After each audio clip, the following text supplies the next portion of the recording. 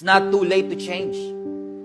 God has the power to forgive your sin, not in accordance to what you can prove or what you can do, but in accordance to the richness of His grace.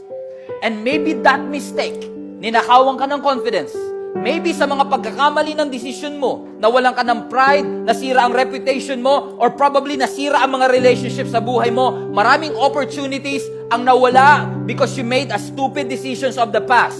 And right now, you are reaping the consequences of that wrong decisions. Pati family mo nadamay na. But thank God for God's grace. Thank God that in Him we have redemption. Thank God that in Him we have forgiveness, because through the grace of God, you can step up above regret, above brokenness, above fatigue, above that mistake, mga kapatid, above that tragedy. And many people are asking me, Pastor, can I start all over again? I made a terrible mistake, but can I start all over again? Now, I have a good news for you. Yes, you can. You can start all over again. Because in Him, as sabi ng Scripture, when Jesus gave His life for each and every one of us, as sabi ng Scripture, He wiped all our sins, all our shame. God erased your sin, your shame, may mga consequences. But thank God for Romans 8:28, that all things, the good and the bad, will work together for the good of those who love God. God is gracious. God is merciful.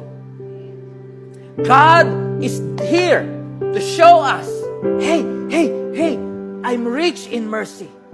I'm rich in grace. I'm not just your God on mountaintops.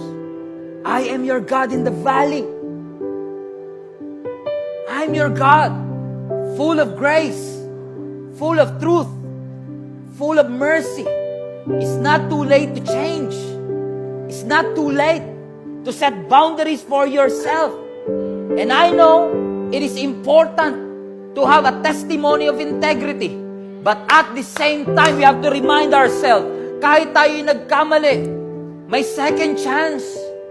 May pagbabago na gusto at pwedeng ialay sa atin ng ating Panginoon. Lahat po tayo nagkamali sa anumang desisyon na nagawa natin. Wala naman po siguro magtataas ng kamay, sasabihin niya, wala akong desisyon na hindi naging tama. Si Jonah nagkamali ng desisyon. Si David nagkamali ng desisyon.